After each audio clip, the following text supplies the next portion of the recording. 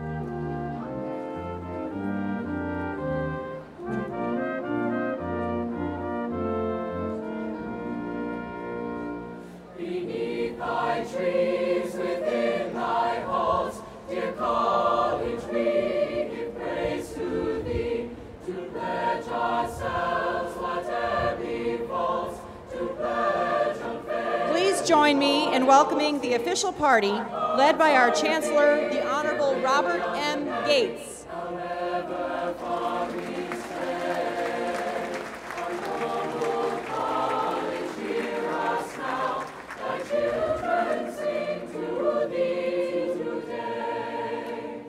Dear college, old in years and fame, and richly old in honors too, time shall not dull the shining name, whose theme our songs will ever renew. And as years go by, dear William and Mary, thy fame will never cease. But each new year rejoice to see thy children's praise to thee increase. We honor thee not for our gain, but to make known thy majesty, thy truth and courage that remain, however harsh the fates may be. As through troublous years, dear William and Mary, our country fought, so thou hast fought, and won and lived to hear thy children singing to thee now. O thou our guardian and our guide, renew our courage every hour, and keep thy spirit by our side, to aid us with its watchful power,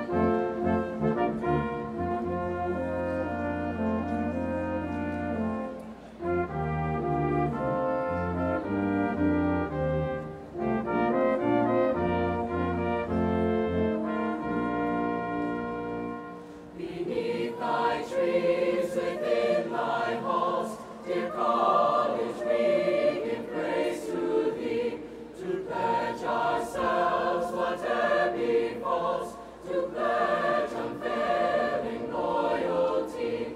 Our hearts are with thee, dear William and Mary, however far we stray.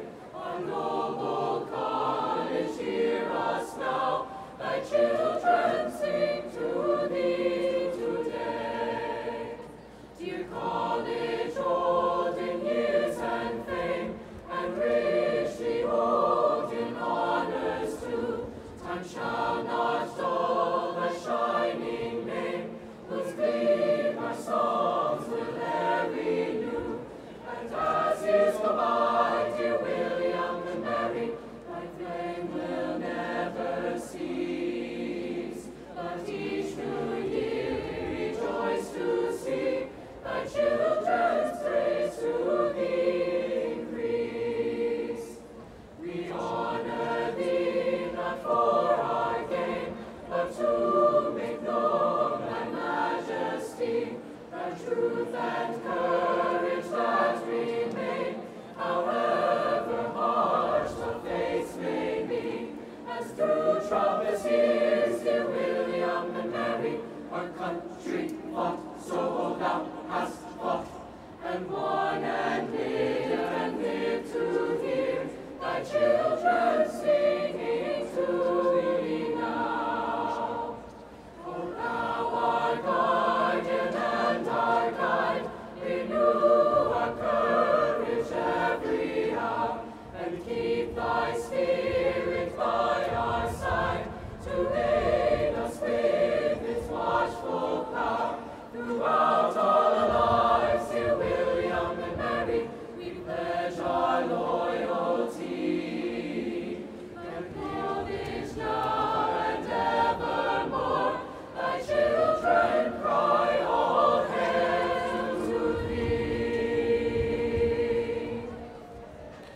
Oh, say, can you see by the dawn's early light what so proudly we hailed at the twilight's last gleaming, whose broad stripes and bright stars through the perilous fight o'er the ramparts we watched were so gallantly streaming, and the rockets' red glare, the bombs bursting in air, gave proof through the night that our flag was still there.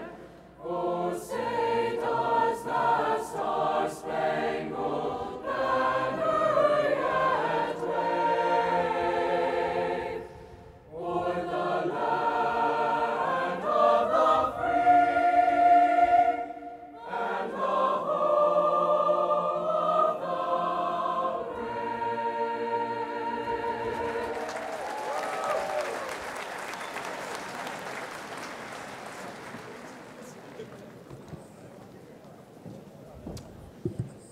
Graduates, parents, friends, everyone, this is a glorious, if toasty, day. The William and Mary classes of 2018, undergraduate, graduate, professional, have completed their studies, and we are gathered to rejoice. So let's get on with the celebration. In the year 1693, the reigning monarchs of Great Britain, King William and Queen Mary, signed a royal charter authorizing the establishment of a certain place of universal study, our perpetual college of good arts and sciences, to be located on the south side of the York River, to be supported and maintained for all time coming, to be called and denominated forever, the College of William and Mary in Virginia. These commitments have been kept through the generations and over the centuries. Now, in the interest of moving this baby along, I am going to mention 6 groups that at the threshold deserve special mention. Then I will ask them as a tribe to stand up all at once and be acclaimed. Members of William & Mary's Board of Visitors are with us. They are vital. Also with us is a strong cohort of the faculty of William & Mary who have nurtured the class of 2018. Several years ago, students voted to tax themselves or their parents to provide funding to reward scholarly and teaching excellence. The class of 2018 professor is Julie Agnew. 3 honorary marshals were selected by the senior class for today's exercises. They are Professors Joanne Braxton and Catherine Guthrie, plus me. 6 new honorary alumni of William & Mary were celebrated yesterday. Honorary alumni are people who did not attend William & Mary but have since developed great affection for our school and supported it in myriad ways. They are Joe Goffus, Steve Johnson, Helen Reevely, Taylor Reevely, that's me again, Joel Swartz, and John Charles Thomas. Please stand, everyone whom I just, no, I'm sorry, you all can sit. All of those whom I just mentioned, please stand faithfully.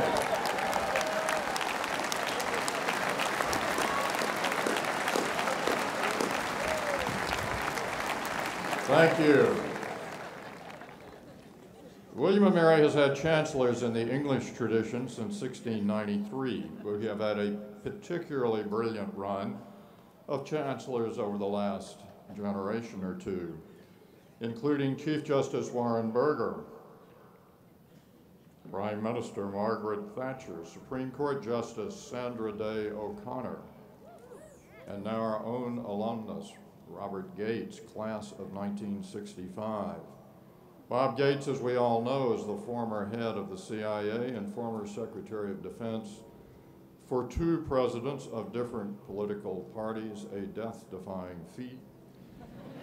He has served 8 U.S. presidents, and his time in the service of our country has been extraordinary, the stuff of legend.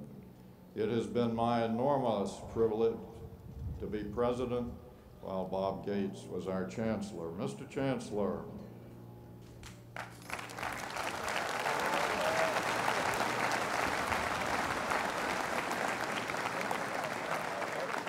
To the class of 2018, congratulations. The last exam has been taken, the final paper submitted. The registrar has double-checked, and yes, you have indeed made it through one of the most rigorous educations in the world. Well done.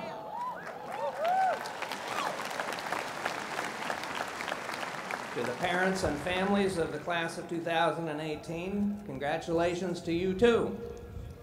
You have much of which to be proud and much to celebrate. The last tuition check has cleared. The last parking ticket paid. However, for you parents joyfully contemplating newly available disposable income, forget it. The National Bank of Mom and Dad never closes. To Katherine Johnson, Lynn Briley, Karen Eli, and Janet Brown Strafer, congratulations on your well-deserved honors.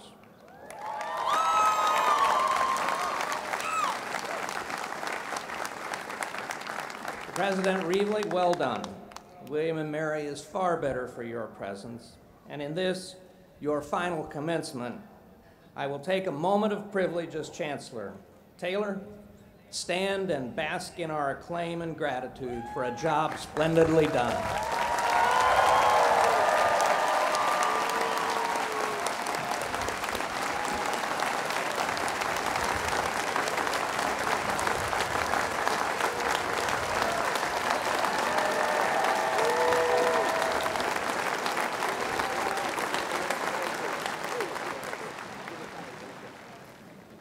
Director Sotomayor and the board, thanks for your leadership in the past year, particularly for a terrific choice in William & Mary's 28th president, Dr. Catherine Rowe.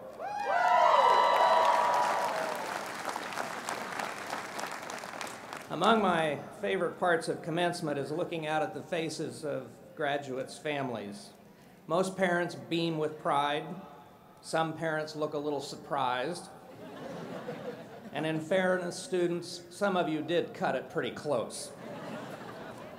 But on almost all faces is a look of wonder. The babies and toddlers of bygone memories have grown into graduates. As humans, we are all in a state of perpetual becoming. Who you have been, who you are, and who you will be are intertwined, but not the same. The same is true of William and Mary, now 325 years old. The university's past, present, and future are intertwined, but not one and the same. Thanks to Lynn, Karen, and Janet, as well as all the people of color who followed them, William and Mary is not the same university as it was 50 years ago.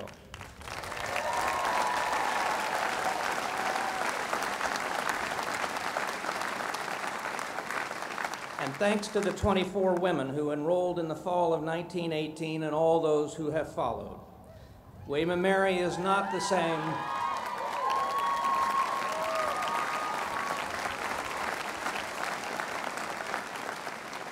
William and Mary is not the same university it was 100 years ago, a milestone we will celebrate this coming year. And when you return in 50 years to be ushered into the old guard of alumni, William and Mary will not be the same as it is today. We have much further to go together. As you stay engaged with William and Mary in the decades to come, I hope you will look upon it as your parents do today, beaming with pride, maybe a little surprised, and full of wonder at all that is becoming. Your alma mater is yours to nurture for life.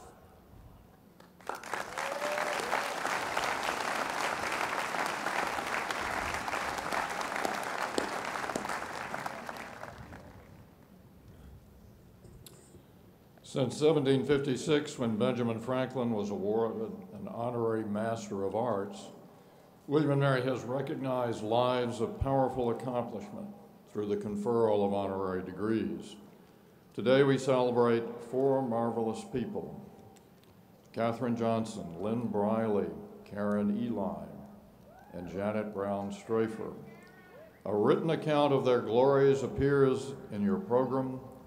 Following a video about each, Rector Stottlemyre and Chancellor Gates will award the honorary degrees. Let's roll the videos.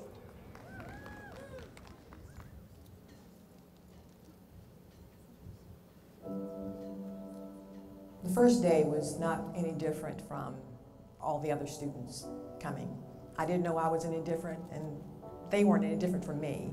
We were all leaving home for the first time, parting with our families and our security blankets. It took us a few days to realize that there were no other black students on campus when we first arrived. We had no idea we were the only three.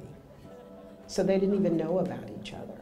And there were maybe about three. We do not have pictures. Can we try again?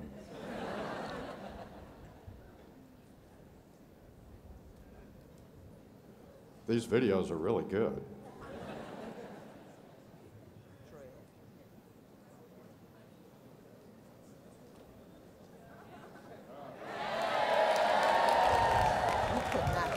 There in 1967, if it had not been for Huron Lewis and Edward Travis, Marvin Johnson Carter. And then we have seen documents of students that were. Well, this is the first time in 25 years we've attempted to graduate in the stadium. I think all is going to go well, but let's see it again.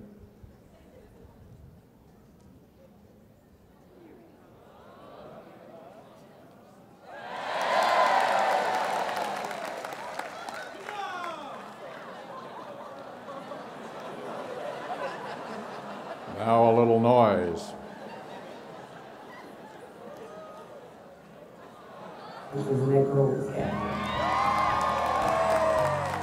Katherine Johnson actually came to NASA before there were computers as we know them today, so we actually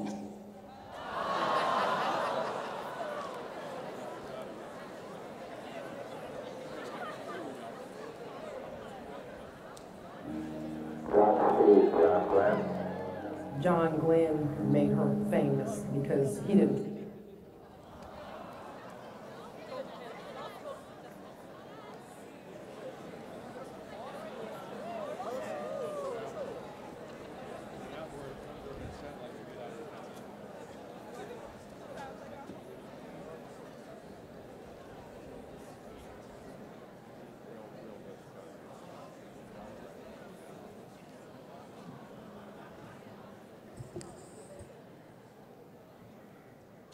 It is said that within a couple of minutes the problem will be fixed, but we are all sitting here in the sun, so I think we are going to motor on, and when it's fixed, we'll see them.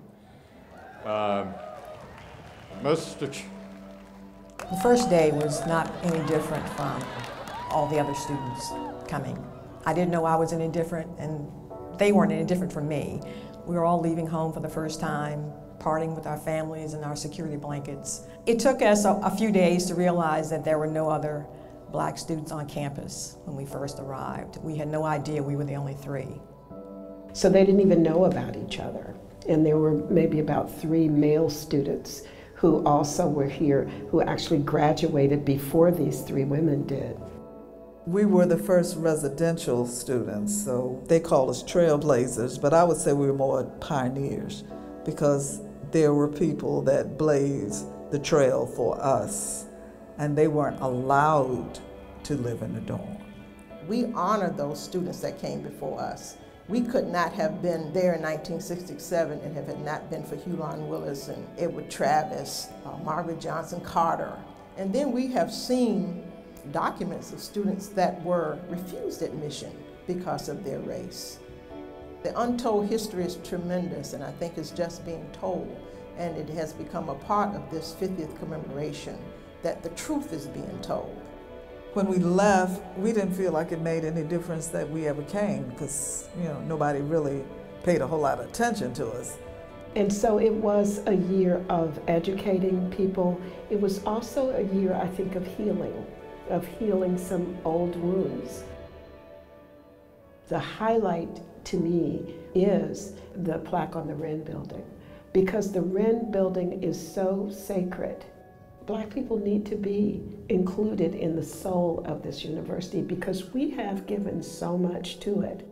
To have their names prominently displayed there is something that they more than deserve.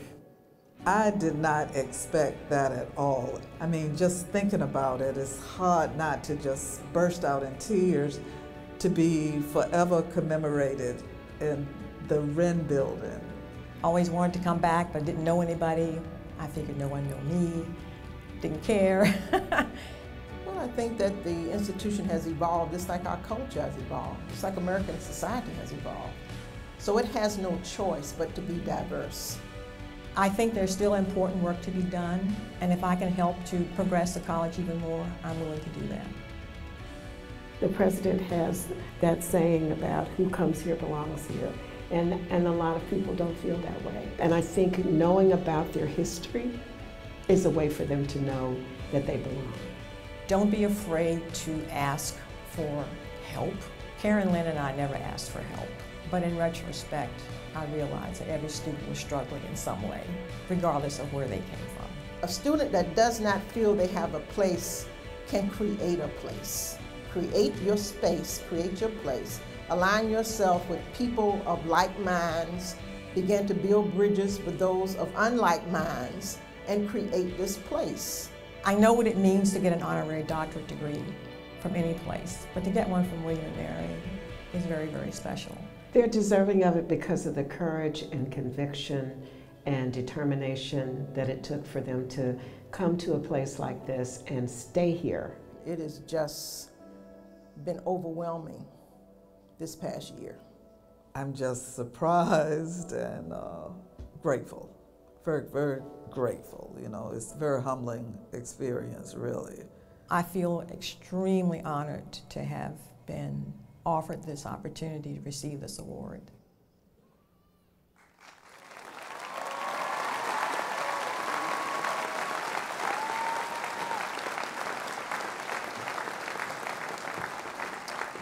Lynn and Karen and Janet, please join us.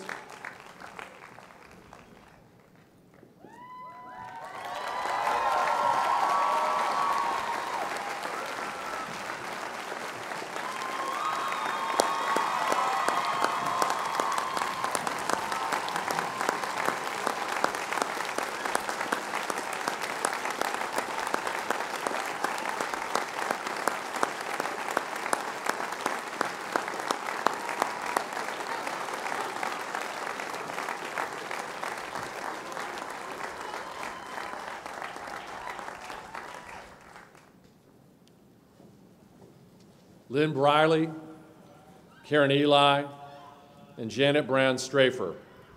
Yours is a shared legacy of pathfinding, perseverance, and pride. As William & Mary's first African-American students in residence, you blazed the trail for all those who would follow, gracefully demonstrating to all that students of color belonged and could thrive at this university. Throughout the 2017-18 academic year, we celebrated the 50th anniversary of your enrollment, centered on the theme, Building on the Legacy.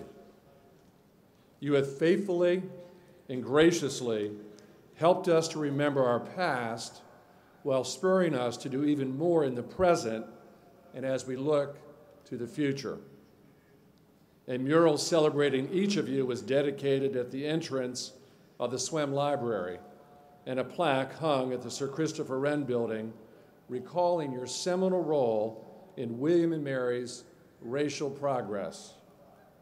Lynn, Karen, and Janet, William & Mary is enormously grateful to you for fully opening the university's doors to all who have followed. Your alma mater is proud to continue building on your legacy.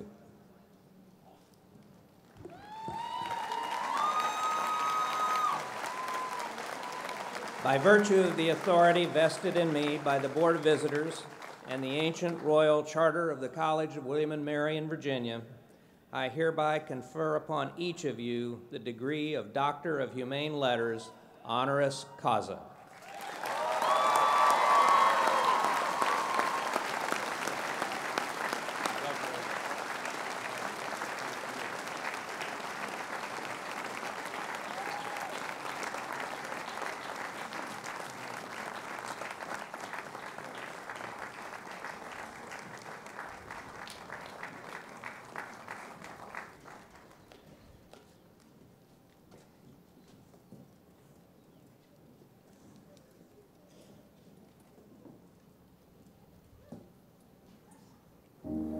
Godspeed, John Glenn. John Glenn made her famous because he didn't trust the IBM computers that were calculating the orbits for his first travel in 1962. He wanted them to get the girl to do those hand calculations, and that girl was Catherine. Katherine Johnson actually came to NASA before there were computers as we know them today, so we actually needed humans to do all those mathematical calculations. At that time, the computers were segregated, so there were white women computers and there were African American women computers. So even though they were doing the same work, the same complex mathematics, they were actually separated. But Katherine was so talented. Katherine was quickly elevated because she was so good at what she did. She came to work, ready to work. And although people might have been concerned about whether or not women, and especially black women, could contribute to NASA's mission for the nation, she proved in a very silent way that coming to work every day and doing her best and contributing, continuing to learn. And because of that, so many people like me are now standing on her shoulders. To me, Katherine Johnson is the very definition of an American hero. She's someone who said, how can I make this country move forward? How can I contribute to the nation really, literally reaching new heights? So the work that she did at NASA's Langley Research Center in the Human Spaceflight Program, doing all the math that helped the first humans to get into space, you know, she's a hero, just plain and simple. If I were a college graduate today and seeing someone like Katherine honored, what I could learn from her is the ability to believe that there aren't barriers that can keep you away from the dreams that you have if you're persistent enough. There were some obstacles in front of her, but she was able, with a lot of strength and wit and grace and determination, to push through them. William & Mary's mission states, at William & Mary, teaching, research, and public service are linked through programs designed to preserve, transmit, and expand knowledge. Katherine was a teacher, Katherine was a researcher, and she was a public servant, and she solved difficult problems of flight. Her work embodied William & Mary's mission, and And that's why I think it's just so appropriate for her to receive this award. Catherine G. Johnson, your remarkable life of nearly 100 years has been marked by boundless courage, superior intellect, and abiding boldness. Throughout your career, you've broken barriers and blazed a trail for women and people of color, all the while making significant contributions to space exploration. Your intelligence, your fearlessness, and your dedication are just a few of the reasons the university is proud to honor you. By virtue of the authority vested in me by the Board of Visitors and the ancient royal charter of the College of William and Mary in Virginia, I hereby confer upon you the degree of Doctor of Science, honoris causa. Congratulations. You are an absolute inspiration to all of us. A huge contribution. We are now thrilled to have you at long last as an alumna of William and Mary. Oh, hello to all the fine graduates. It's a pleasure with a great joy to be in your company. I'm happy to be here. I'm grateful for the occasion. Thank you very much. And I'll say to the other graduates, give the world your best. Always do your best with whatever you do. Like it and show it.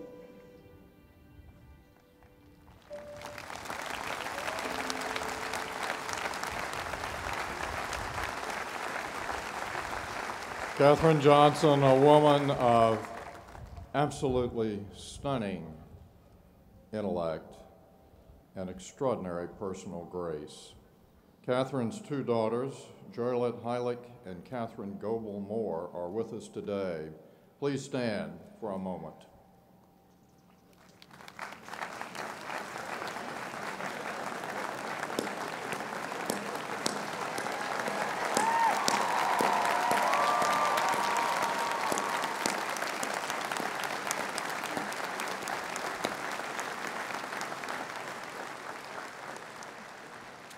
Senator, former Governor Mark Warner is now in his second term in the U.S. Senate, where he is Vice Chair of the Select Committee on Intelligence, among many other duties in the Senate. He's a leading force in Congress seeking bipartisan solutions to pressing national issues. When Mark Warner completed his service as Governor of Virginia in 2006, the Commonwealth was ranked the best managed state in the Union, the best state for business, the best state in which to receive a public education. Mark himself was the first in his family to get a college degree. He was valedictorian of his graduating class at George Washington University before heading to Harvard to get a JD. He spent 20 years as a highly successful business leader in Virginia, co-founding the cellular telephone company Nextel. At Charter Day in 2002, he received an honorary Doctor of Laws from William and Mary. He has been a steadfast friend of William and Mary, and it is wonderful to have him with us today. Senator, please speak to us.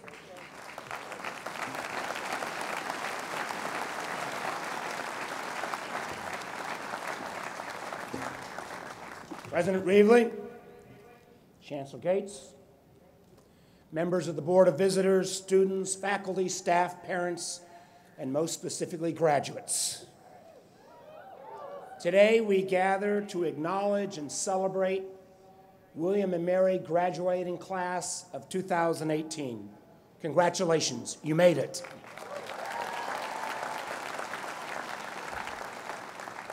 Taylor, thank you for inviting me to be here today, and let me join Bob Gates and others in congratulating you, not only on your great service to William and Mary, but your great service to our Commonwealth and our country. Congratulations.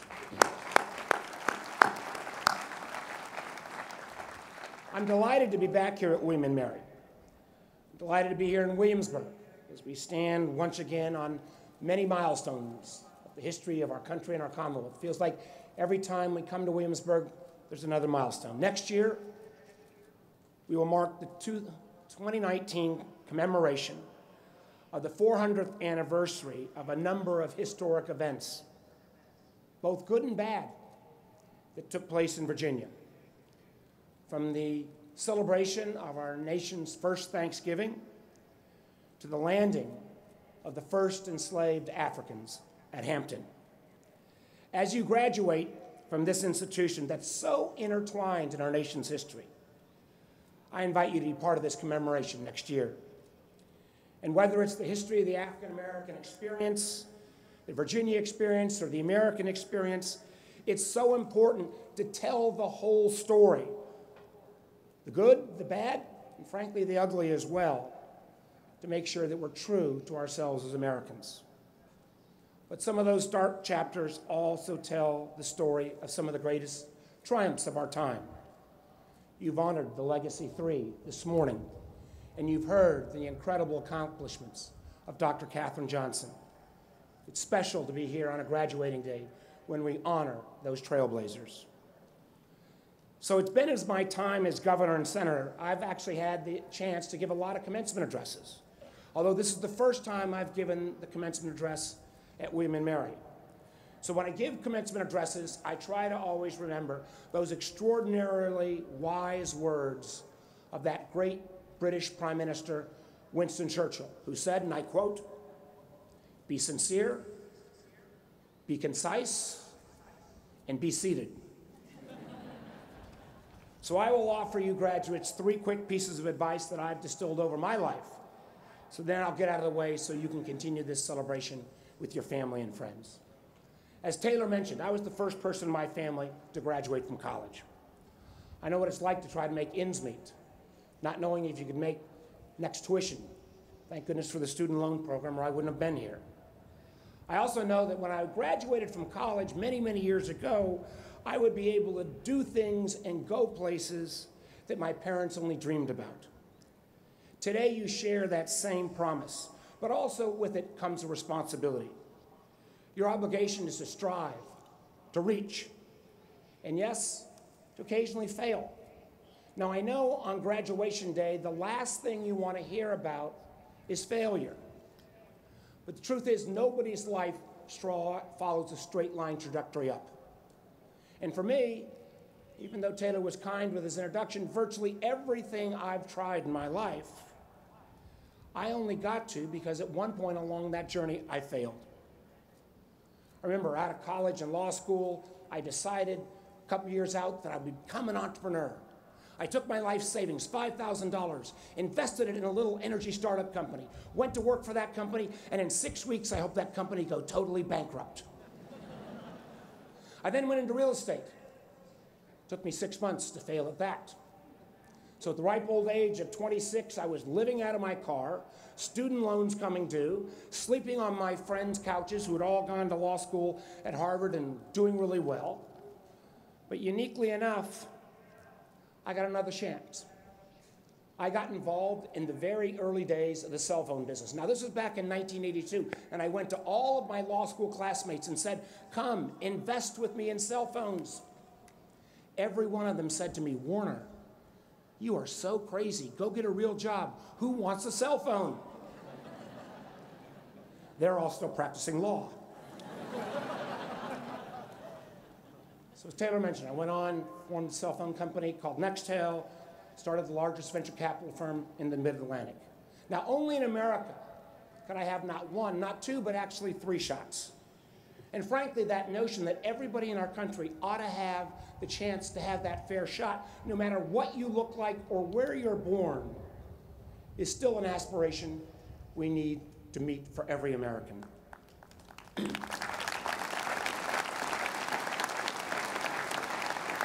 The truth is, I didn't just fail in business, I also failed in politics. My first time I ran for anything, I had the audacity to run against John Warner. Now, my name is Mark Warner. That managed to confuse the heck out of all Virginians, Warner versus Warner. The one good thing we had out of that campaign was, honest to goodness truth, we had a bumper strip that simply said on it, "Mark, not John." And I was in Danville one day, somebody came up, looked at the bumper strip and said, "Excuse me, sir, is that a biblical reference?" Well, there was no divine intervention. I got second place, but out of that loss came the chance for me to get to know Virginia better, and I earned a great friend, John Warner, who I have enormous respect for. And then when he left this seat, I took it, and in 2014, even though we were at different parties, he supported me. So that notion of trying and failing, but in America being able to get up and try again and strive again, that is so great about our country. So make sure you go out and push the edge a little bit, particularly in these years right after graduation. Now, I recognize that I'm blessed to have the opportunity to have been successful in the technology business. And the truth is, technology is changing our society, our economy, our very way of life. As a country, as we navigate these changes, we need to remember our shared responsibility to be active participants in our democracy. And that's my second piece of advice. Use your William and Mary education to be an informed and active citizen in our great nation. You're graduating at a time when our country's political and cultural debates are pretty darn intense. Oftentimes, it seems we live in a nation that engages in way too much confrontation and way too little conversation. And that makes sense. Just look at social media. Social media has supercharged our ability to instantly share every single opinion we have, no matter how good or bad, with everyone in the world. And at the same time, I believe it has made us far too easy to build our own personal echo chambers, where we only consume information that reinforces our own point of view. Today, you graduates can access more information in a single day on your smartphone than your parents or grandparents could access in their whole lifetime. That's why it's so important not to mistake the constant bombardment of information for knowledge. Unfortunately, while we become more connected in some ways, we've become more divided. Now, don't get me wrong. Debating the big issues we face is extraordinarily important, and that's what makes our democracy work. But no one in politics, and I mean no one, has a monopoly on virtue or patriotism or the truth. As a recipient of a William and Mary degree, you have a responsibility to be engaged citizens. That's a powerful thing. You have the power to decide what you read, what you watch, and yes, what you retweet. And you need to be a critical skeptic of the information you receive.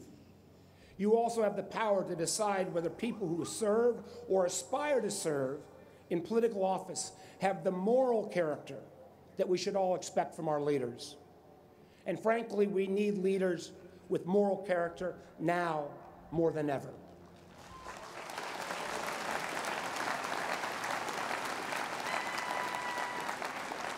We live in a country, and this institution represents this in so many ways, that was founded on the rule of law. That idea that no person, no matter how high they might rank, no matter how rich they might be, is above the law. But sometimes we've been reminded in recent months that the rule of law can only survive as a pillar of our democracy as long as it survives in the hearts and minds of the American people and their leaders. It is a rich tradition of our democracy, the rule of law. But like all traditions, it can die if we fail to pass it on from generation to the next, if we fail to defend it when it comes under attack, when we choose leaders who lack the moral character to defend our institutions of justice from attack, or worse, who attack these institutions themselves, we run the risk that the rule of law, the fundamental nature of our American tradition, could begin to fade away. So graduates, I ask you to use your power as educated citizens with your William and Mary degrees, to make your voices heard, to stand up for what's right, to demand that your leaders do the same. Because frankly, our democracy depends on it.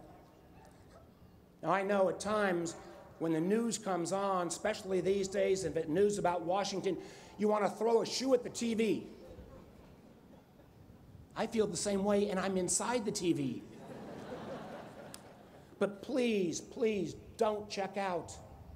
I don't care whether you're Republican, Democratic, Independent, Libertarian, Vegetarian, whatever it is, we need your voice now than ever, now more than ever, to be engaged in our democracy. So get involved, stay involved, and make the right choices. And now I come to my final piece of advice, and it may be the most important lesson I can leave with you. So listen up. Call your mother.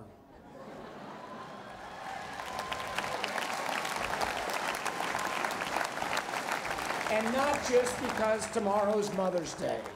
Call your mother, call your father, call your grandparents, girlfriend, boyfriend, husband, wives, sisters, brothers.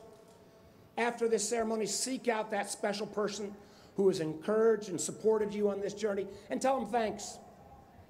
Go ahead and tell them you love them as well. Don't tweet it. Don't paste it on Facebook. Don't post it on Facebook. Don't simply send them a text. But find that person or call them on the phone and tell them how much you appreciate that. Because quite honestly, the truth is, and you know it, you did not get here alone. You should cherish your friends, your family, as your life depends on it. Because frankly, in a lot of ways it does. So graduates of William and Mary class of 2018, that's it. Always go out and strive. Never be afraid to fail. Please, no matter how messy it is, stay involved in our democracy. And most importantly, never, ever, ever forget to call your mother. Congratulations, class of 2018. Go Tribe.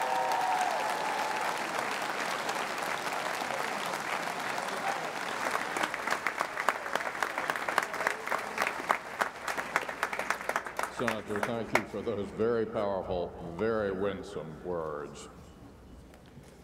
Ladies and gentlemen, the William and Mary Choir, wherever it is. Are you there, choir? All right, you're on.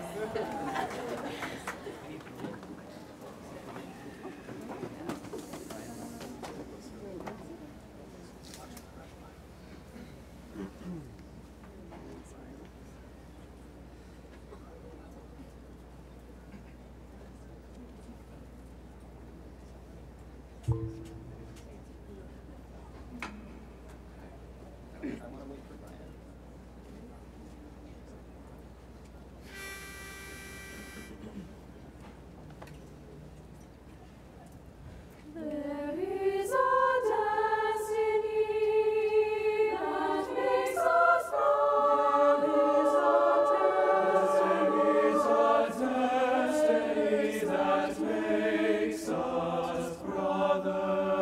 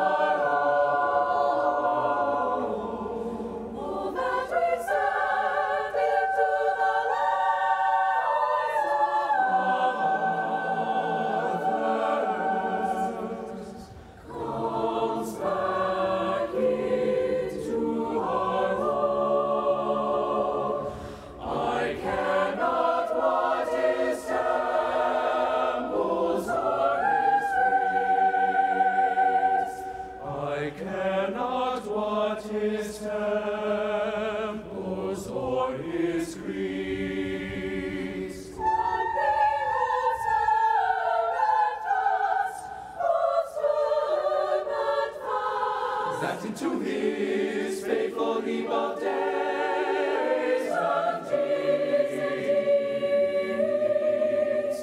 The soul of man is come. That into his faithful heap of days and deeds. The soul of man is come.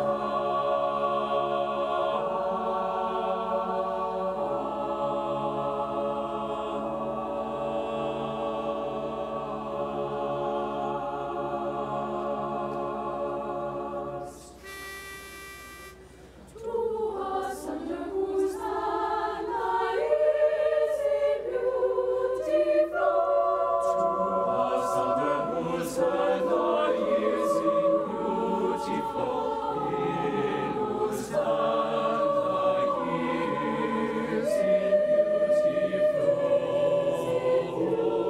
From radiant mornings to splendors. From radiant mornings to splendors of the night, the march of days, the seasons sweet and oceans, the rose and design the crystals of the snow in words of light and fearless sound may we proclaim.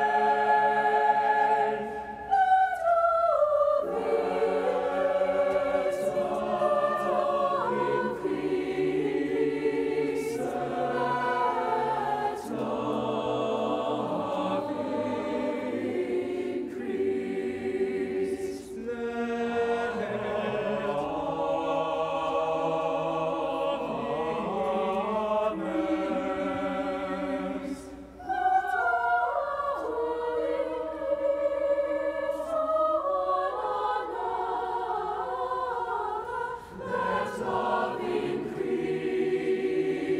on the earth. Let love increase upon the earth. Love increase on the earth. Let love increase to one another and to all men upon the earth.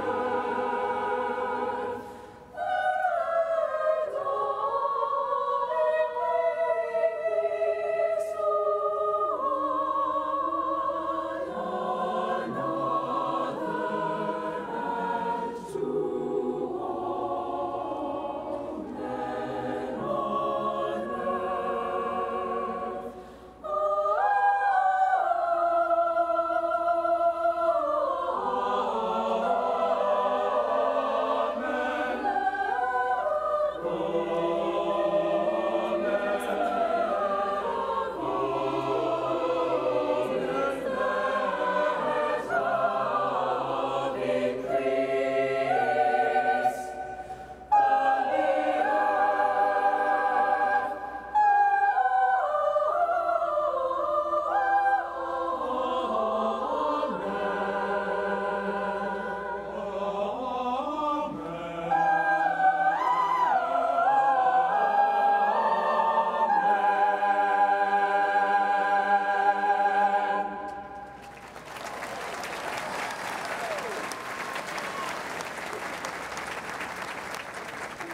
Why, we thank you.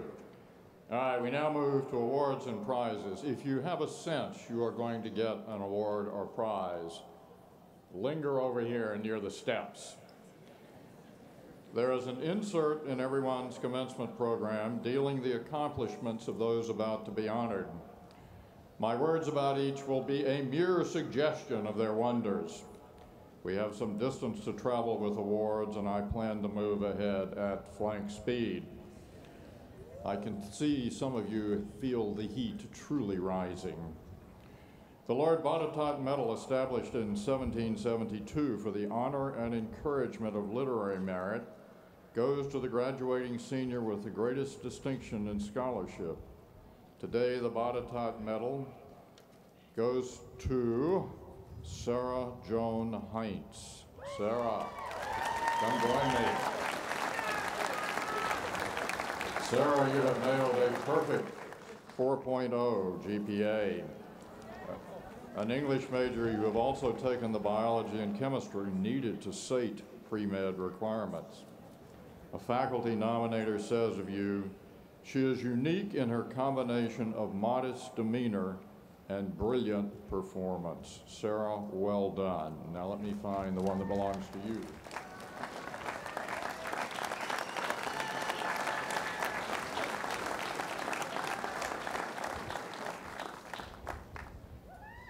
The James Frederick Carr Memorial Cup goes to the graduating senior who best combines the qualities of character, scholarship, and leadership. James Carr came to William & Mary in 1914, served with distinction in the First World War, and lost his life before he could return to the college. This year, the Carr Cup belongs to Hannah Rose Gordy.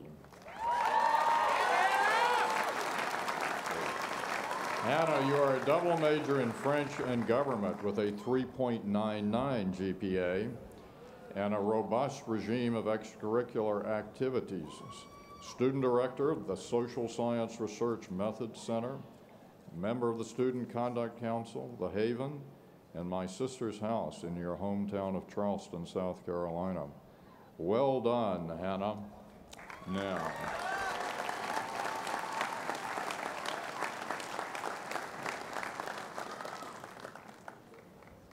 you get two things, a plaque and a large cup that I'm going to hold.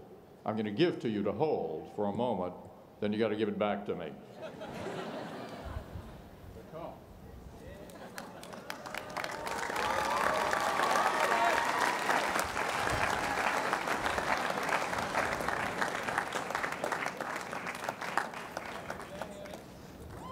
The cup will have Sarah's name engraved on it, but it lives on from commencement to commencement.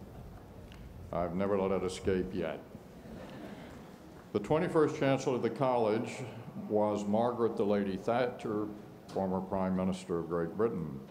An award in her name goes to a graduate or professional student of outstanding scholarship, service, and character. This year's Thatcher recipient is Natala Razai. Natala.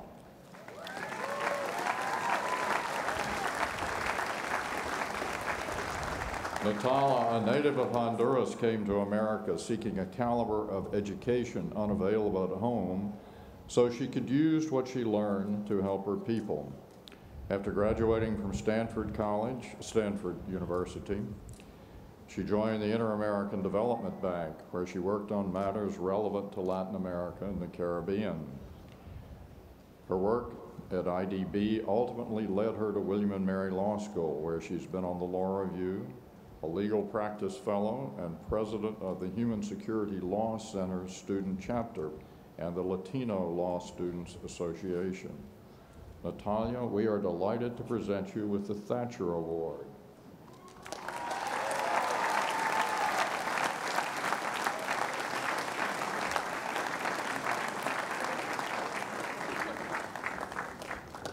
Natalia gets to keep the cup.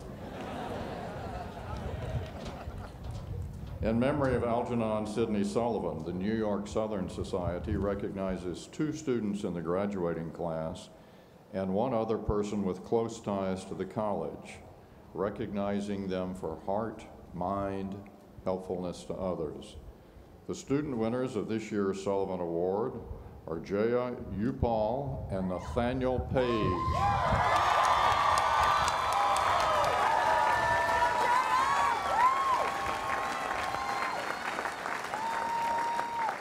Jaya is a public policy major. She is known for her vibrant personality and her helpfulness to other people. She's an inspiring mentor for teammates on the Ultimate Frisbee team and an Alpha Phi Omega, a co-ed organization devoted to service, leadership, and community. She served on the executive board of Alma Mater Productions, was a tour guide and an orientation aide. One mentor describes her simply as a wonderful human, while another describes her as one of the most kind and generous spirits I've ever had the honor to know. And Nathaniel, a marketing major. You are known across campus for your caring spirit and genuine love of making other people feel that their stories are heard. You are a resident assistant, research fellow with the William & Mary Scholars Undergraduate Research Experience Program, a president's aide, programming assistants for the Sharp Community Scholars Program, and a founding member of Agency 1693. Jaya and Nathaniel, your alma mater is very proud of you both.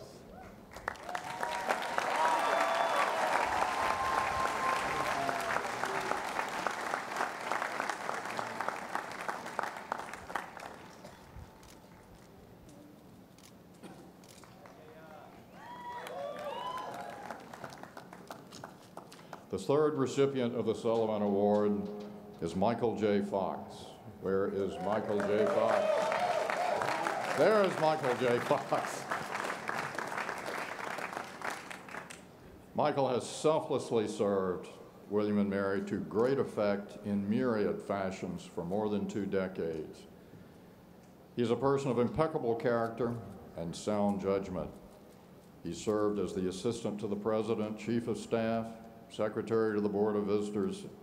His tireless efforts to seek the good of William & Mary, as well as the good of Williamsburg and that of the Commonwealth, are really the stuff of legend.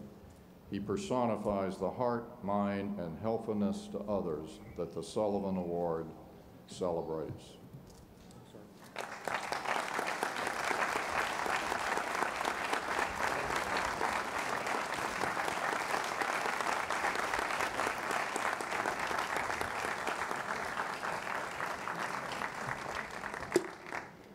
In honor of William & Mary's 23rd president, Thomas A. Graves, Jr., the Graves Award recognizes sustained excellence in teaching.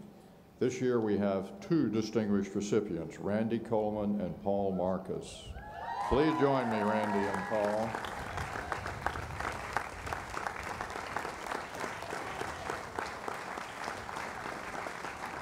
Randy Coleman.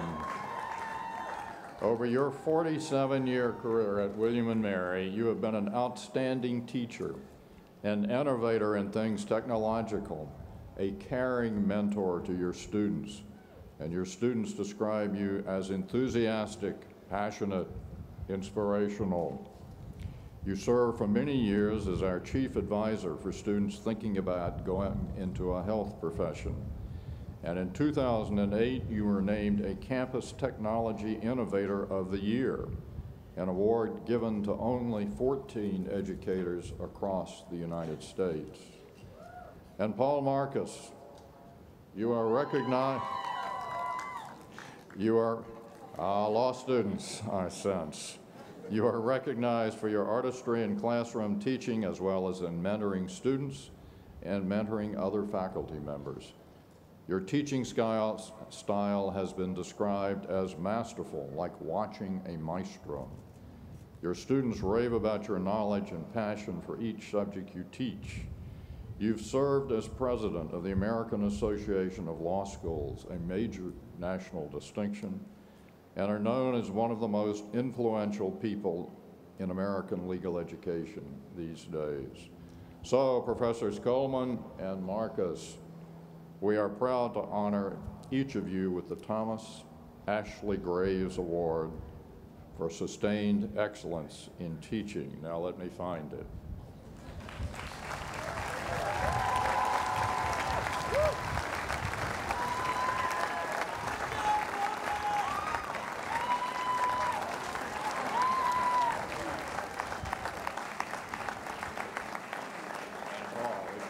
Two pieces.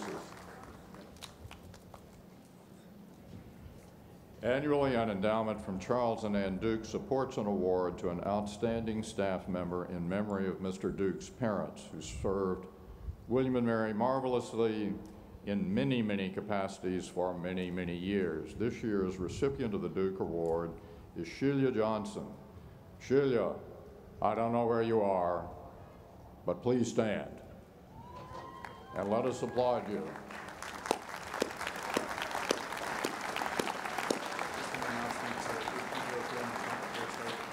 Okay.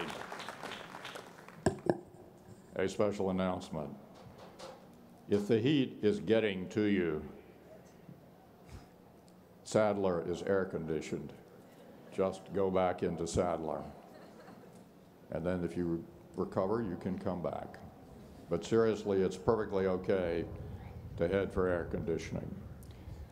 Our student speaker is chosen in an extremely competitive process. The winner this year is Brian Oyakola. Brian graduates with a degree in neuroscience. Brian, come and dazzle us.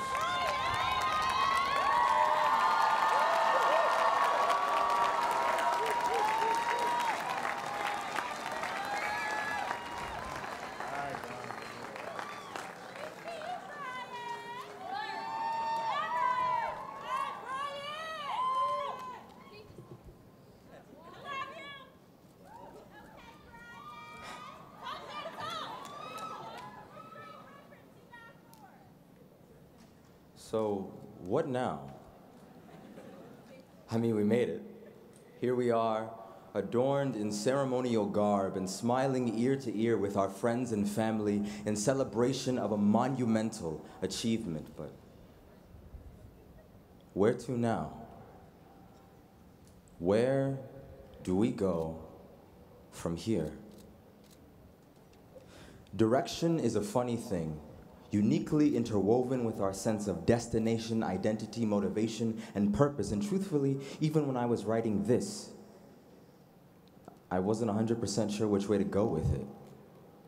Until I realized I was in a strikingly similar situation just a few short years ago when I first arrived here, so eager to find my place in a world I did not yet understand how to move through, where sometimes I found that the more I progressed, the more lost I became. Picture this, a beady-eyed and energetic freshman, my still beating heart set on biology, a premier route of pre-medical education. 2 semesters in, Bio 225 has other plans, then it's off to chemistry, maybe psych, possibly kines, and now neuroscience. And whether worse for wear, I shoulder not a single regret. But why? You see, somewhere in this labyrinth of doubt and uncertainty that is my mind, I came to realize just how much more of myself I was able to find in the midst of my journey here. Poetry in my unspoken words, confidence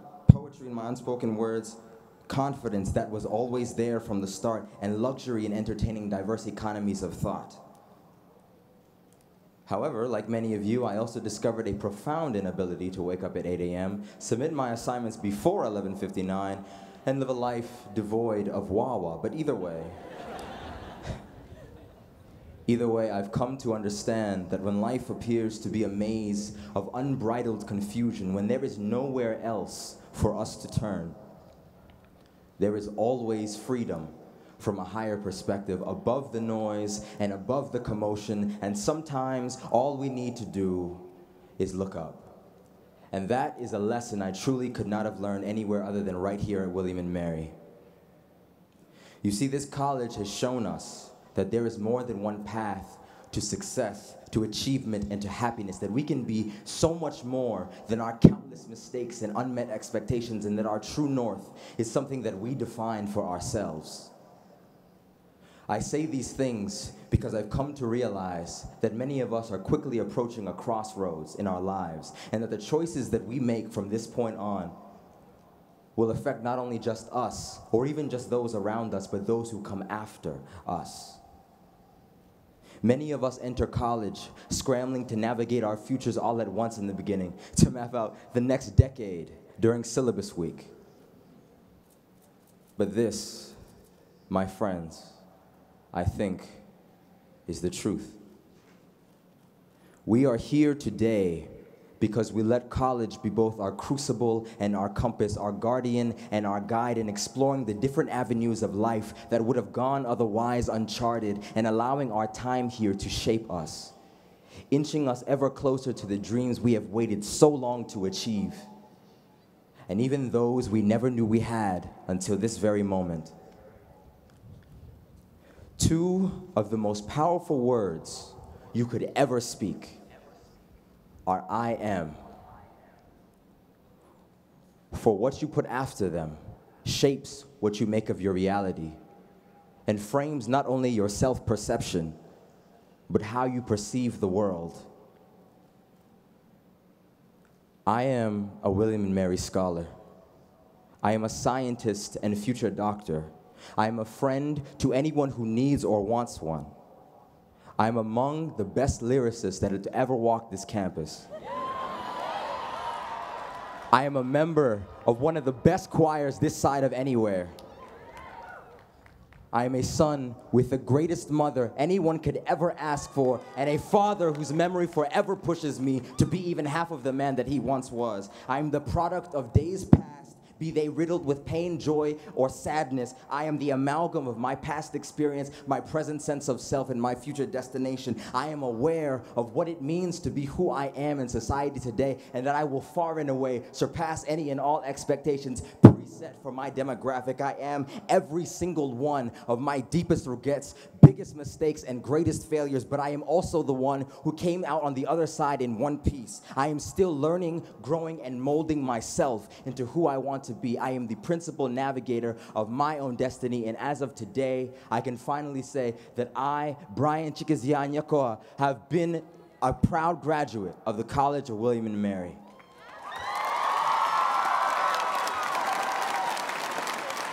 And so can you.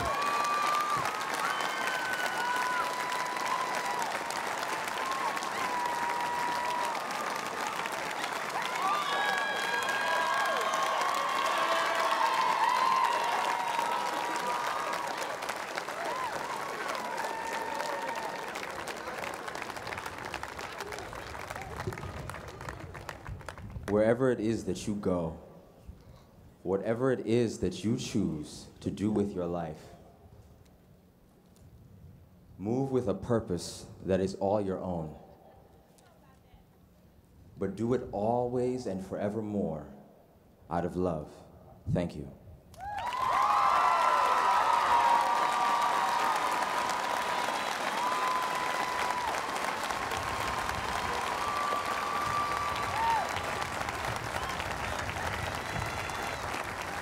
Brian, you did not disappoint. You dazzled us. All right, everybody, at last the time has come to begin conferring earned degrees. William & Mary is about to graduate the 4th class from our joint degree program with St. Andrews University in Scotland. Today, graduates of this program will receive half of their degree. In June, they will receive the St. Andrews half. Thus, they will become full-fledged, card-carrying alumni and alumni of both universities. As far as we know, this is the only such program so far in the galaxy. 2 of these students designed an elegant coat of arms for the joint degree, since blessed by Scotland's guardian of heraldry. Take a look at it on page 8 of your program. It's quite something. Today we have graduates of the joint degree program with us, and also 2 representatives of the faculty and administration at St. Andrews, Lorna Mill and Samantha Lister. Will you all please stand? Everybody. St. Andrews graduates, St. Andrews faculty.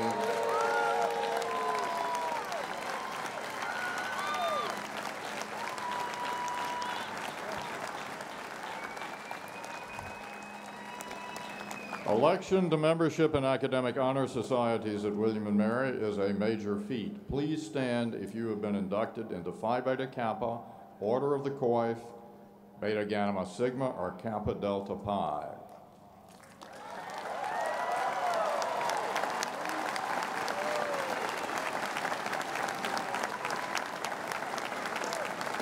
Thank you. Provost Halloran will come and begin the conferral of doctoral degrees. We will begin with the conferral of doctoral degrees.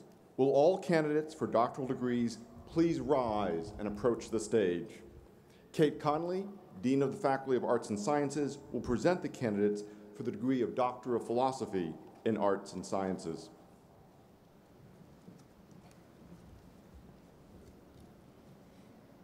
Victoria Akins.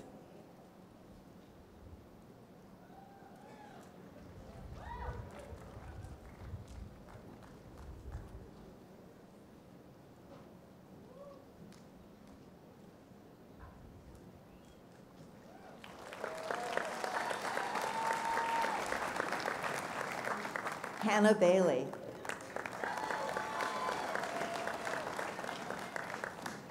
Janine Yorimoto Bolt.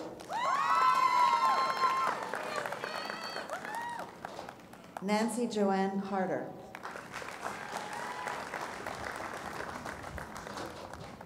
Ellen Louisa Chapman. Lopamudra Das. James Franklin Dowd.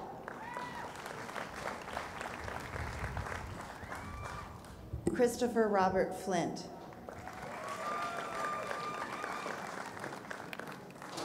Frank Anthony Fusil.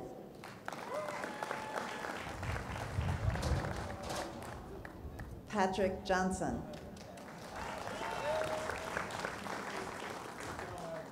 Renee Michelle Kingen.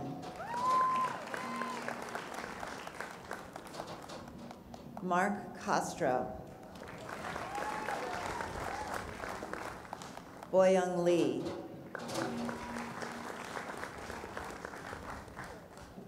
Dessa Lightfoot. Alexandra Martin. Kevin Patrick Moran.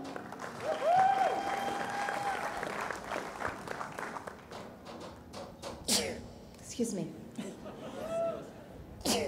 Sorry. Anne Elizabeth Norick. James Patrick Paglioni Jr.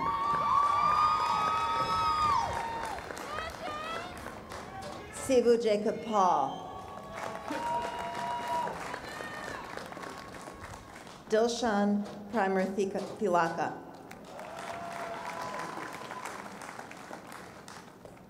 Nabil Siddiqui.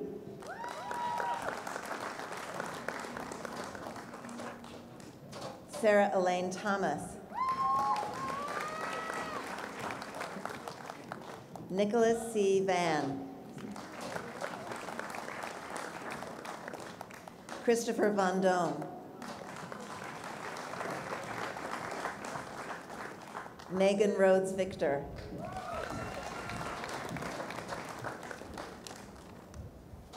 Elizabeth Joyce Wood. Jin Zing. Shan Ho Yi.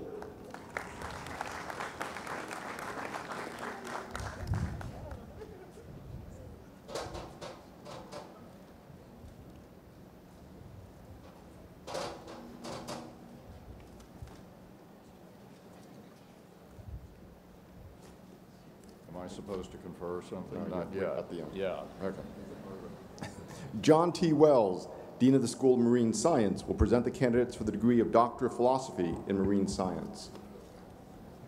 There are 12 doctoral degrees being awarded in marine science. All of the candidates are with us today. Candidates for the degree of Doctor of Philosophy in Marine Science, please come forward. Anne Marie Harfkin.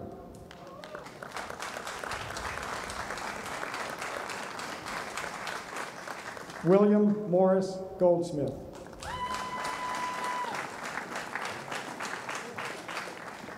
Huang Chi Huan.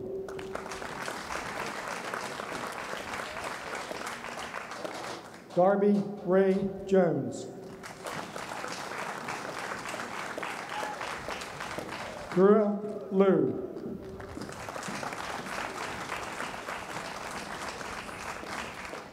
Nadia Rose Mamadzadeh.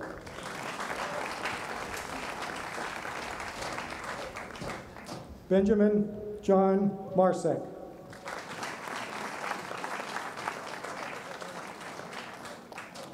Julia Miaj Moriarty. Patricia Ann O'Leary.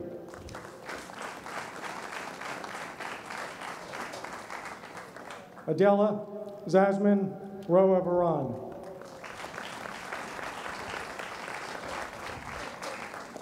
Christopher James Sweetman.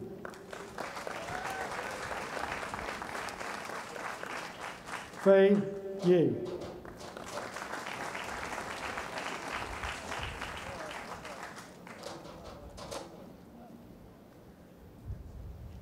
Spencer G. Niles, Dean of the School of Education, will present the candidates for the degree of Doctor of Philosophy in Education and Doctor of Education. There are 36 candidates for doctoral degrees in education. 21 of the candidates are with us today. The candidates for the degree of Doctor of Philosophy in Education and Doctor of Education, please come forward. Jason Michael Allison.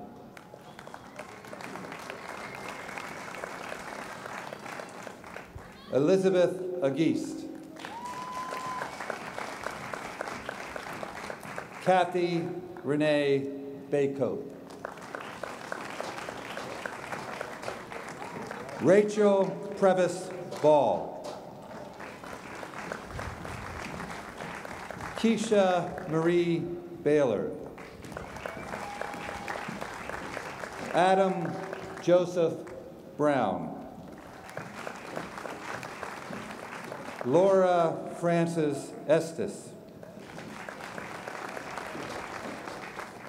Tiffany Noel Ferrari. Edith Gonzalez. Sean Marco Hammer. Cassandra D. Harris.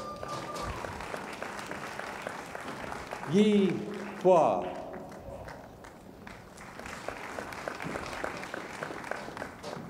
April Dawn Lawrence.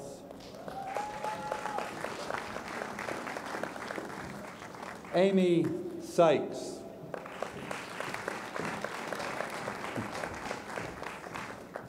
Micah Luna Smith.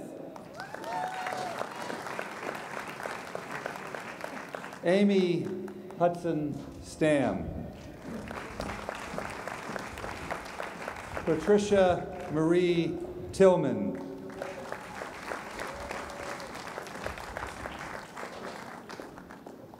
Jennifer Ann Tingley.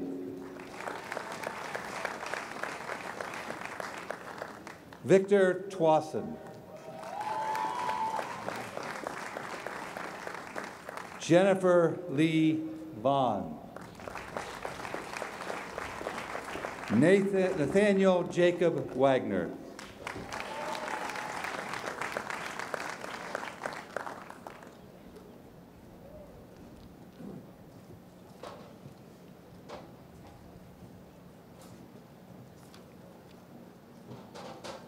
Candidates for the degrees of Doctor of Philosophy and Doctor of Education, please rise.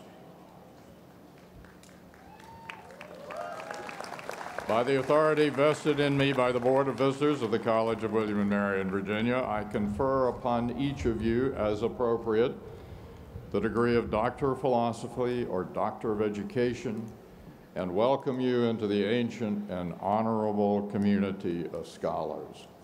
Congratulations. Please sit.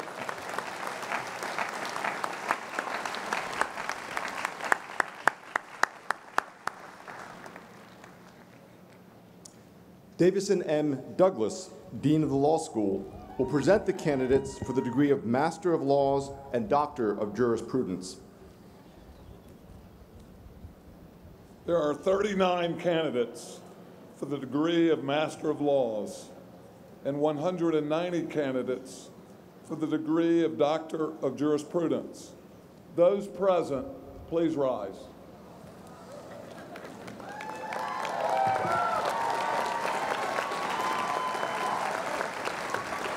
By virtue of authority vested in me, I confer upon each of you, as appropriate, the degree of Master of Laws or Doctor of Jurisprudence, and declare you are well prepared to protect and advance the rule of law in this and other countries. Congratulations.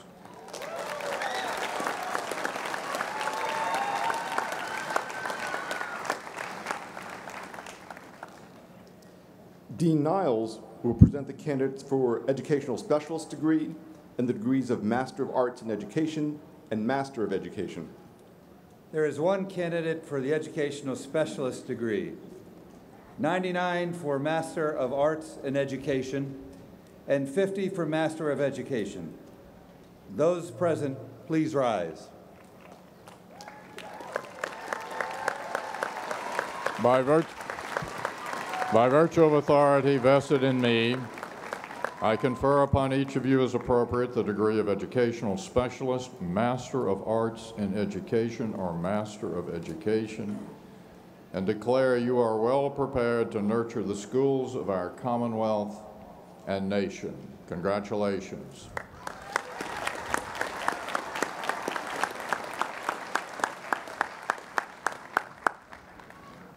Dean Connolly will now present the candidates for the degrees of Master of Science, Master of Arts, and Master of Public Policy. There are 48 candidates for the degree of Master of Science, 31 for Master of Arts, and 22 for Master of Public Policy. Those present, please rise.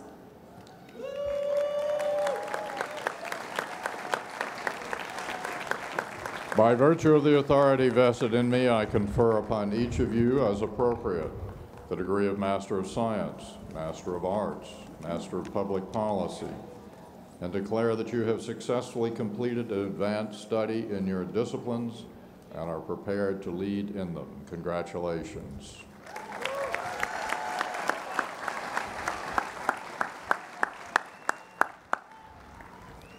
Dean Wells will now present the candidates for the degree of Master of Science in Marine Science. There are 8 candidates for the degree of Master of Science in Marine Science. Those present, please rise. All right. Present or absent, you are going to graduate. By virtue of the authority vested...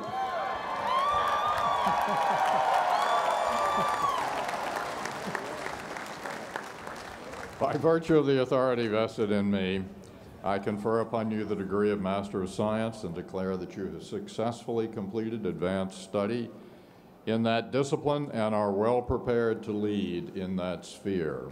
Congratulations.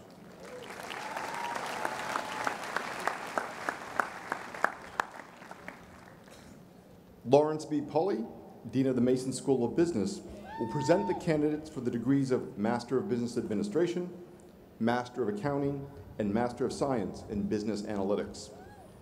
There are 305 candidates for the degree of Master of Business Administration, 103 for Master of Accounting, and 84 for Master of Science in Business Analytics.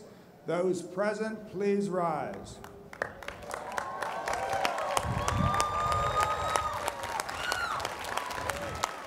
By virtue of the authority vested in me, I confer upon each of you as appropriate the degree of Master of Business Administration, Master of Accounting, or Master of Science in Business Analytics, and declare that you are well prepared to lead in the spheres of business and finance. Congratulations.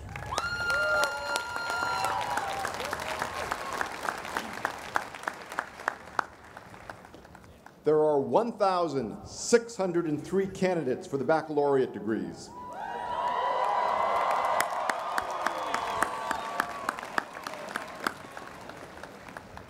The deans will now present the baccalaureate candidates by field of interest or concentration.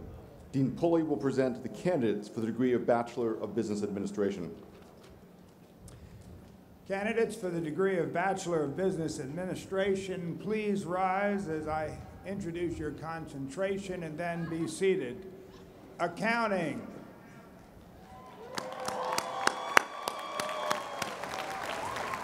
Thank you. Finance.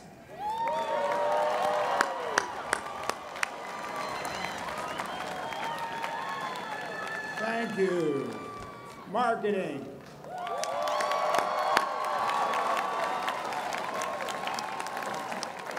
Thank you. And business analytics. Thank you.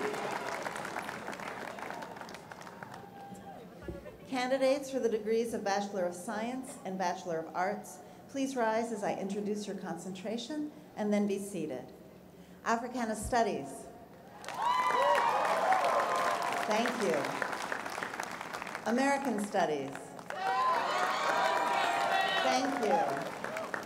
Anthropology. Thank you. Art and Art History. Thank you. Biology. Thank you. Chemistry. Thank you. Classical Studies, including Greek, Latin, and Classical Civilization. Thank you. Computer Science. Thank you. Economics. Thank you.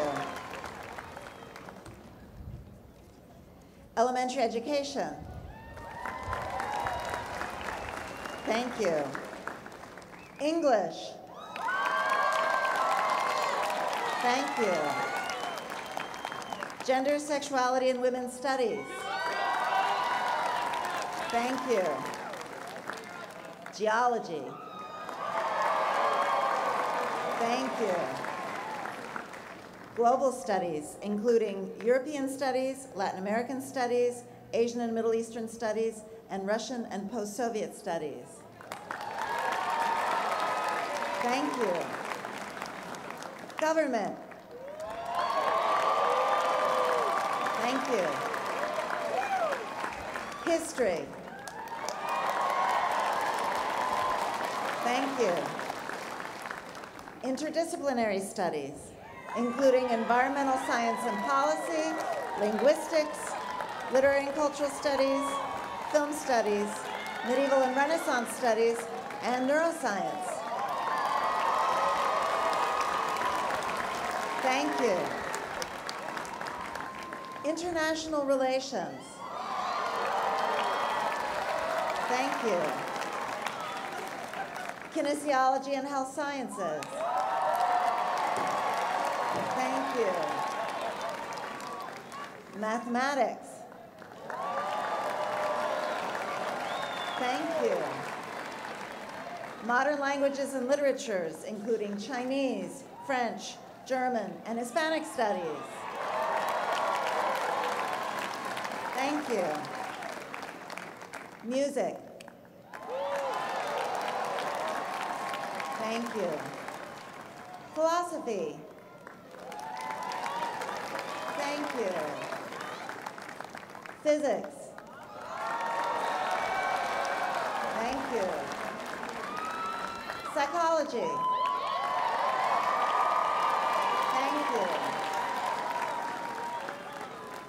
Public Policy. Thank you. Religious Studies. Thank you. Sociology. Thank you. Theater, Speech, and Dance. Thank you.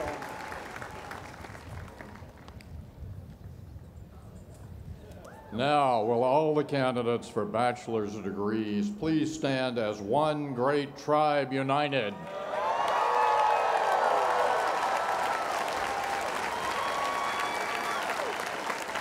By virtue of the authority vested in me by the Board of Visitors of the College of William and Mary in Virginia, I hereby confer upon each of you as appropriate the degree of Bachelor of Business Administration, Bachelor of Arts, or Bachelor of Science, and I welcome you into the community of educated women and men well prepared to make a difference for the better in our communities, states, and nations. Congratulations.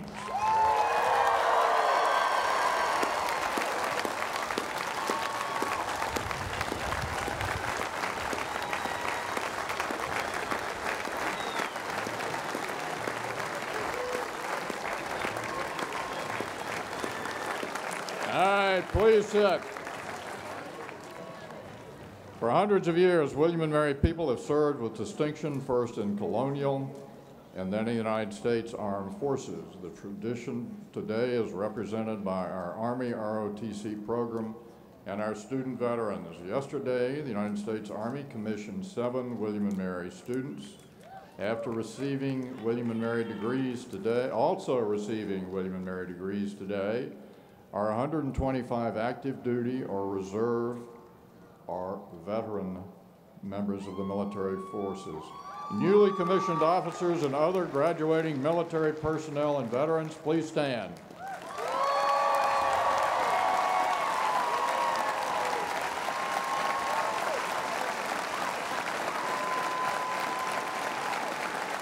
Thank you. William and Mary has a long tradition of preparing public school teachers, K through 12, to serve Virginia and the nation. Please stand if you have received teaching certification.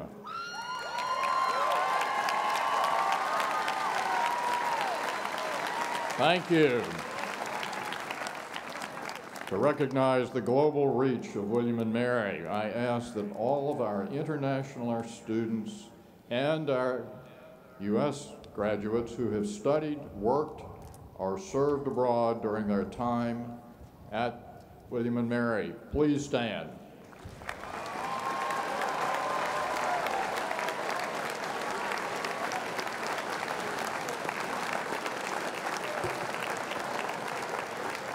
Thank you. Please sit. That is quite something.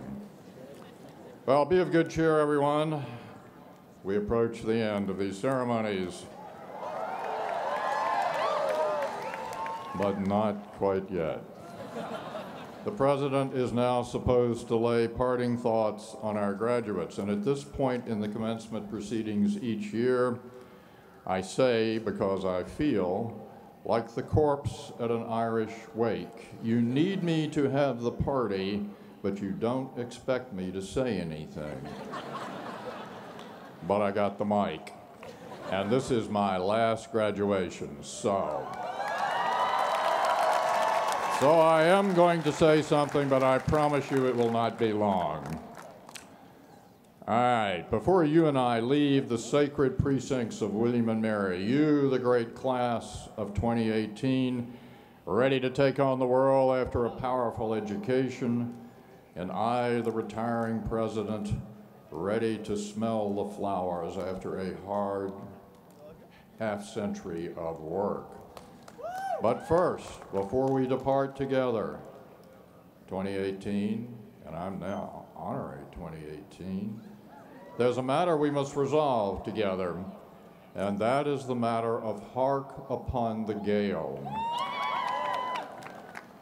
Given that William and Mary was created by the King and the Queen of a seafaring nation, It's not far-fetched to think of you and me as ships passing at sea. You rigged, provisioned, and ready to hit the high seas, and me coming into port after a long and tumultuous journey. And so, in keeping with the traditions of the sea, it's appropriate that I say a bit about what I have encountered and grappled with on the vast oceans, so that you may be advised as you sail off into the unknown. For starters, the oceans really are vast. They've got many ports of call. There's so many directions in which you might sail that as you take your leave, you need to have a spirit of adventure, because your life will surely be an adventure. You will live in times of great change and much uncertainty and challenge, but also times rich with opportunity. So embrace the adventure. Don't shrink from it. Often you will be surprised, even in the midst of what appear to be favorable seas. You'll think that all is going well, that you're on a true compass heading, that you're making good time, when out of nowhere, a rocky reef or a treacherous current or some sudden event will catch you by surprise, and you must scramble to come through intact, even to survive. But with resolve, you will carry on. On other occasions, you will think that you have command of all the things that can and should be under your control, that the ship is working just as it was meant to, that the crew is operating like a well-oiled machine, that every decision you made seems to have been the right decision. And then, to your utter amazement, some small failure will cascade into serious challenge, plunging your best plans into disarray. But with steadfast determination, you can stay the course. And there are the wonders that lie ahead. You will see horizons that are more breathtaking than any picture or painting. You will discover new lands that will provide you with new insights and fortify you with new purpose and direction. You will marvel at the beauty of it all, but always there will be the hard work of the journey, the need to learn and to keep learning, to acquire new information, to make it your own, to welcome new perspectives, to appreciate new cultures, to grow in your knowledge and in your breadth as a human being. And now, as you and I take our leave of William and Mary, I want to call your attention to a lesson William and Mary has been teaching you all the time that you've been here, teaching me too. This message has been repeated almost every time that we've been at a formal gathering of William and Mary faithful. The message we've heard so often that by sheer repetition, it might have seemed not worth serious attention. I refer, of course, to Hark Upon the Gale. This message holds an important key to success in whatever endeavors we mortals undertake. Message may be more world-changing than we might have thought. To hark is to lend an ear, to give riveted attention, to heed. So when we say hark, we mean give undivided attention. But what is a gale? A gale is a storm at sea, a howling, dangerous storm just short of a hurricane. If you find yourself at sea in a gale in a sailing ship, thoughts easily turn to a fevered quest for survival, to how to keep from drowning, to where to run, to how to get to a safe harbor. But that is not the teaching of Hark Upon the Gale. Rather, in the midst of a raging storm, hark, pay attention. When everyone else is gripped by panic, pay attention. Listen to the wind. Watch the movement of the water. Taste the salt in the air. Heed the sounds your vessel is making. Pay attention. And use all this to steer the best course and ride out the gale. And so on the sea of life, when storms are raging in politics, in the economy, in the academy, stop, Hark upon the gale, listen, pay attention, and find a course that others can't see. Hark upon the gale. It's been the greatest privilege and honor of my life to lead magnificent William and Mary. My spirit is lifted by the promise of the future that I see in each of you, class of 2018, and that I see in this iconic institution. I have such high hopes for what you will do in your lives and what your efforts will mean to our communities, states, and nations. And I have such high hopes for what William and Mary will do as it moves marvelously into the centuries and millennia to come. And so in the spirit of seafarers, I conclude with words from the poet Longfellow, who wrote, "For not each sudden sound and shock, 'tis of the wave and not the rock. 'Tis but the flapping of the sail and not a rent made by the gale. In spite of rocks and tempests roar, in spite of false lights on the shore. Sail on, nor fear to breast the sea. Our hearts, our hopes are all with thee." Our hearts, our hopes, our prayers, our tears, our faith triumphant o'er the fears, are all with thee, are all with thee. Thus endeth my sermon on Hark Upon the Gale.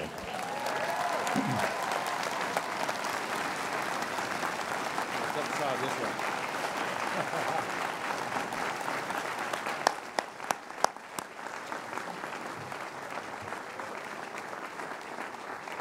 So President Reevely, this is his 11th commencement, and if you know him very well, he likes commencements that are like clockwork, that stay on schedule, no unplanned events. Well, we had 2 unplanned events today. The first, a little fun with the video. The second unplanned event is that the Board of Visitors has voted unanimously to award President Reevely the final honorary degree of today's events. Good Lord.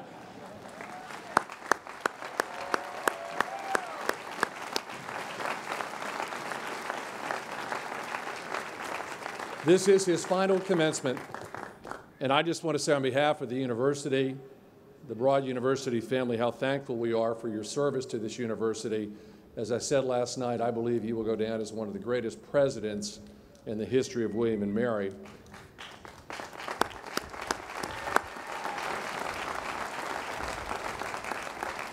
Before I read the recital, I'd like to recognize the First Lady of William and Mary, Helen Reevely, and all the Reevely family who are sitting in the box to your right. Please give them a nice round of applause.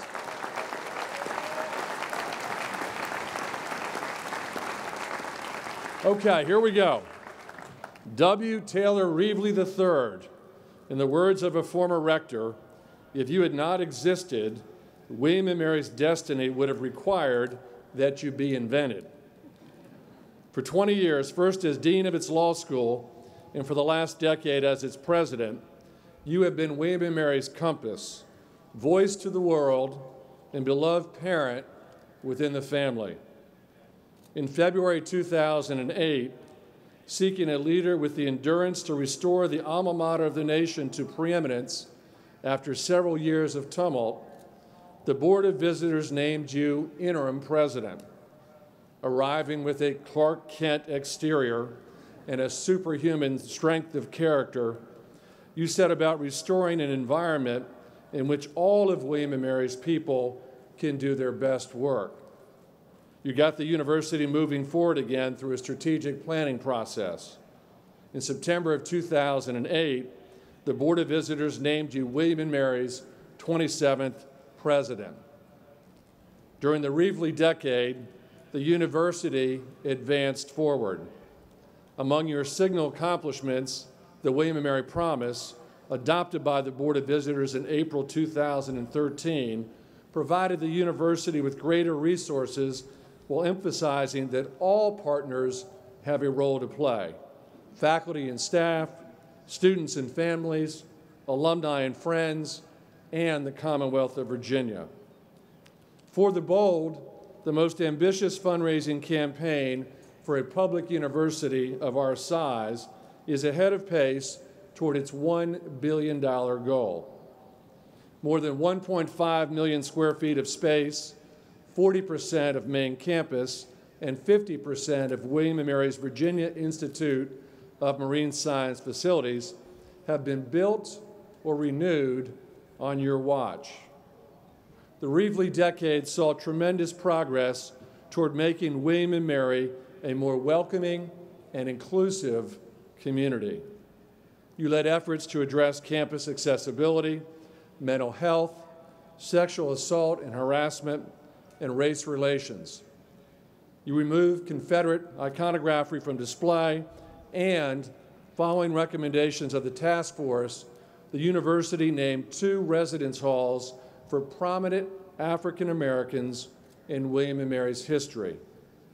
Diversification of the student body accelerated during your tenure, and a significant investment was made to attract scholars of color to our faculty. A Phi Beta Kappa graduate of Princeton University, which I hope we won't hear any more of, and the University of Virginia School of Law, you clerked for Justice William Brennan of the United States Supreme Court and taught at the University of Alabama School of Law before moving into professional law practice. In addition to William & Mary, numerous educational and cultural boards have benefited from your years of service.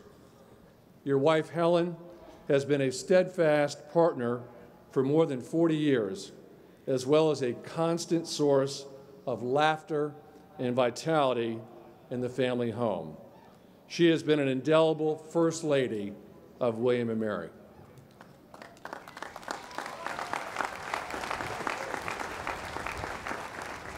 Taylor, for a lifetime of remarkable achievement, William & Mary is proud to honor you. For 2 decades of leadership, William & Mary is forever indebted to you. Truly, if you had not existed, as Todd said, William & Mary would have had to invent you. And we are grateful for your presence. By virtue of the authority vested in me by the Board of Visitors and the ancient royal charter of the College of William & Mary in Virginia, I hereby confer upon you the degree of Doctor of Laws, honoris causa.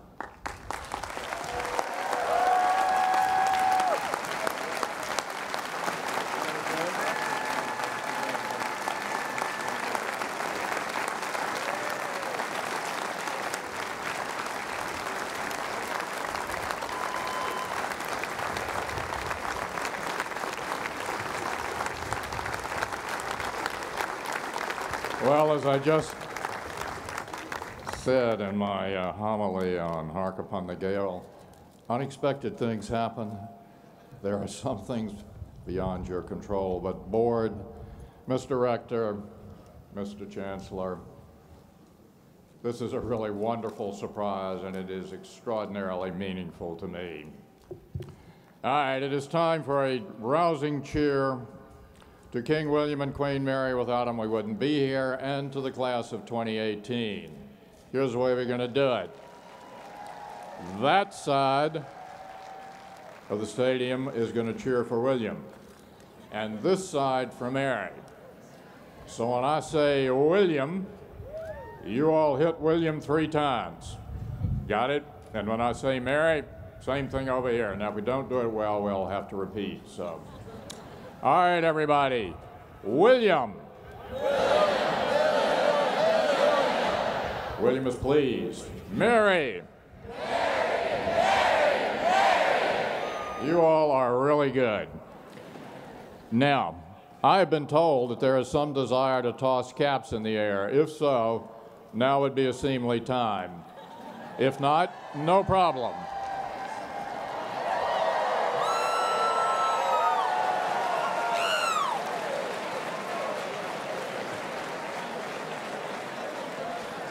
All right, that looked really good. We'll have to keep that going in future years.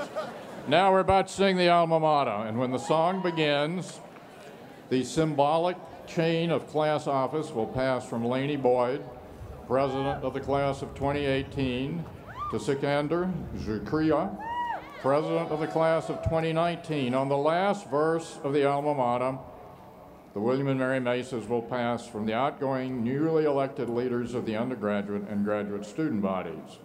After the alma mater, while the platform party leaves the hall, the rest of us need to stay here. Once the platform party has gotten out, I will officially close the academic year and plunge us into a final bout of friskiness. Now, the alma mater, we only sing verses 1 and 4.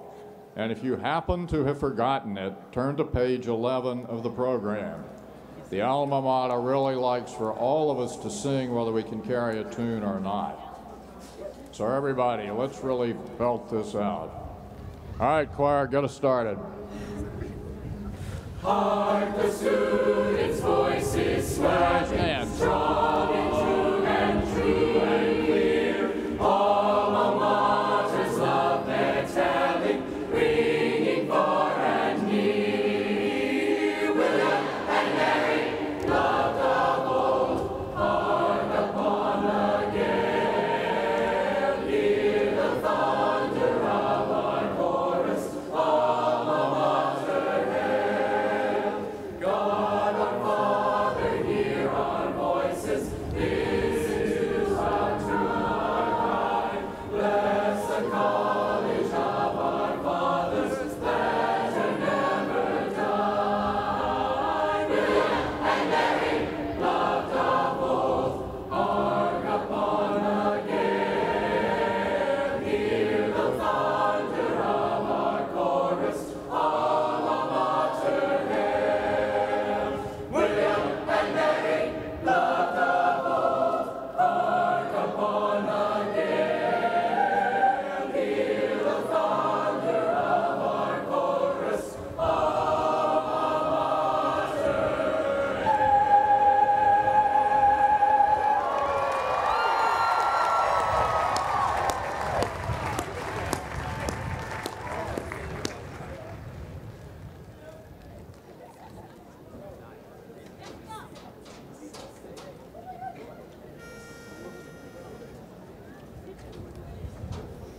Beneath thy trees, Yes, choir. within thy halls, dear college, we give praise to thee, to pledge ourselves whatever befalls, to pledge unfailing loyalty.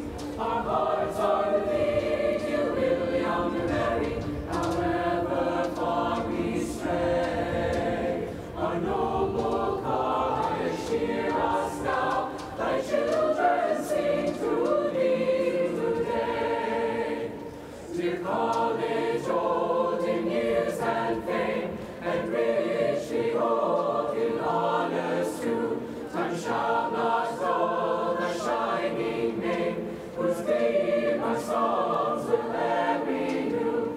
But as years go by, dear William and Mary, thy fame will never cease. But each new year rejoice to see thy children's praise to thee increase. We honor thee not for our gain, but to make known thy majesty, thy truth and courage that remain, however harsh the fates may be. As through troublous years, dear William and Mary, our country fought, so thou hast fought, and won and lived to hear thy children singing to thee now. O thou our guardian and our guide, renew our courage every hour, and keep thy spirit by our side, to aid us with his watchful power. Throughout our lives, dear William and Mary, we pledge our loyalty. Dear God,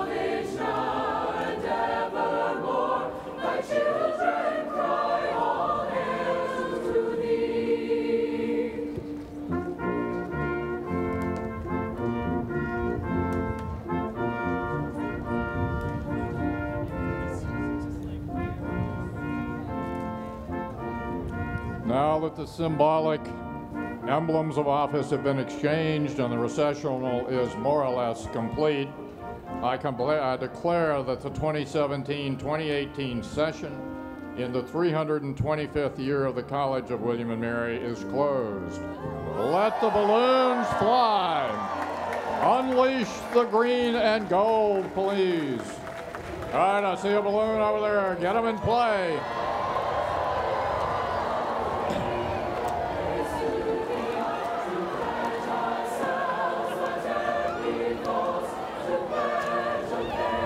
There's an escaped balloon here. It needs to be caught.